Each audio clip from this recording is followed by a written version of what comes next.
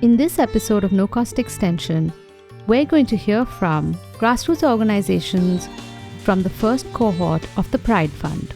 The Pride Fund was launched in February 2025 and is India's first dedicated LGBTQIA+ philanthropy fund.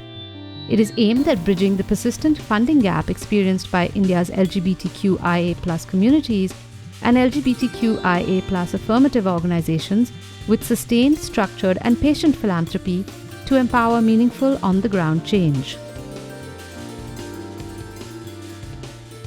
In today's episode, we hear from the Chhattisgarh Mitwa Sankalp Samiti, a community-based organization based in Raipur, Chhattisgarh. The Mitwa Sankalp Samiti works for the development and the mobilization of the transgender community in this region.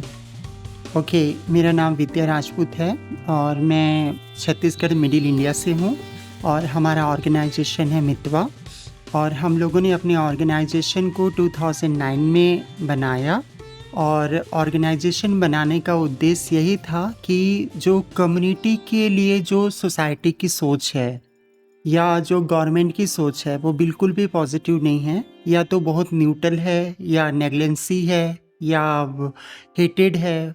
और इसके साथ साथ जो community का जो situation था, transgender community का हो या LGBTQ कम्युनिटी का हो, तो सुसाइड ज़्यादा है।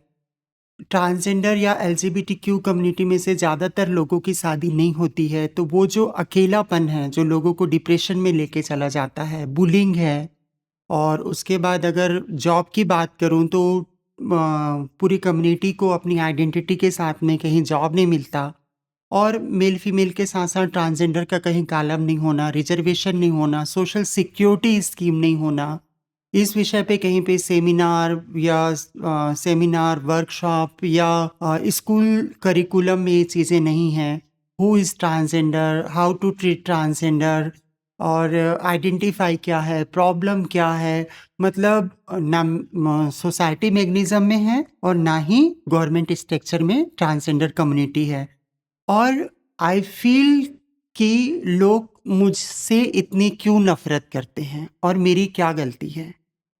और मुझे लगा, और मैं 2-3 रिलेशनशिप में रही तो वहाँ से ब्रेकअप भी हुआ, तो वो जितने बार ब्रेकअप होता था मुझे बहुत तकलीफ होती थी और उतने बार मैं जंप करती थी कि मैं मेनस्ट्रीम होने के लिए क्या कर सकती हूँ। और उसके बाद फिर इसी बीच में HIV एड्स का प्रोग्राम चलता था, नेको का, हेल्थ मिनिस्ट्री ऑफ इंडिया का, जिसमें HIV एड्स के लिए जो LGBTQ कम्युनिटी है उसके ऊपर हेल्थ इंटरवेंशन करना था HIV से बचाने के लिए। उस प्रोग्राम में जुड़ने के बाद, पहले मैं होटल इंडस्ट्री में थी, फ्रंट ऑफिस मैनेजर। उस प्रोग्राम में जुड़ने के बाद हमारी ऑर्गेनाइजेशन को हम लोगों ने तैयार किया और हम लोगों ने 3 लेयर पे काम करना शुरू किया। पहला लेयर था कम्युनिटी के साथ में, मतलब जितनी भी सोशल सिक्योरिटी स्कीम है जैसे राशन कार्ड, लेबर कार्ड, आधार कार्ड, वोटर ID कार्ड और हाउसिंग स्कीम से कम्युनिटी को जोड़ना।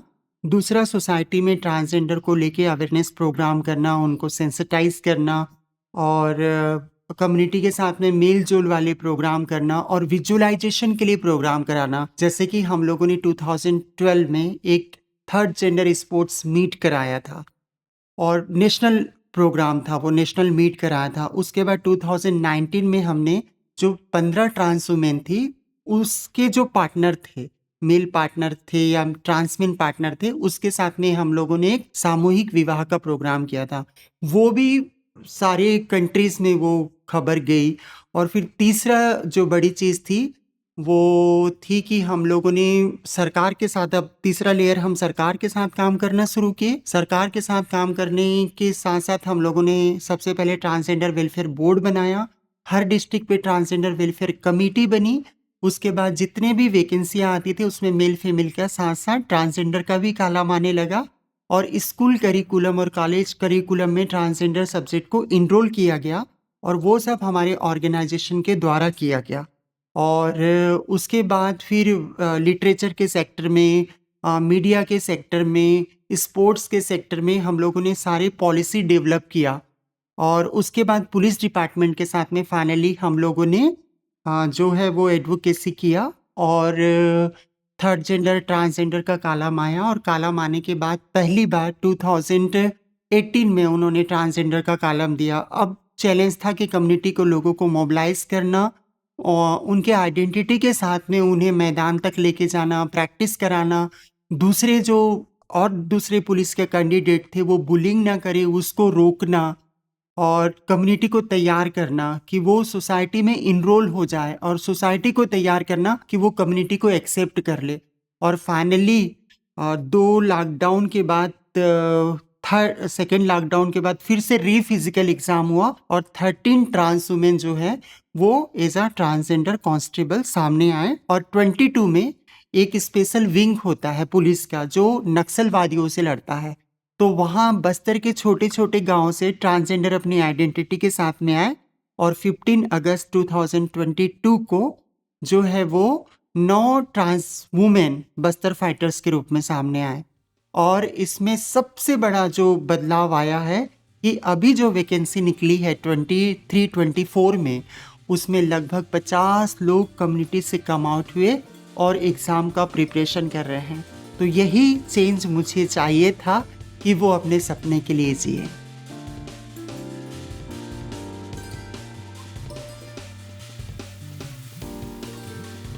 To know more about the Pride Fund, go to www.thepridefundindia.org or find us at dasra.org.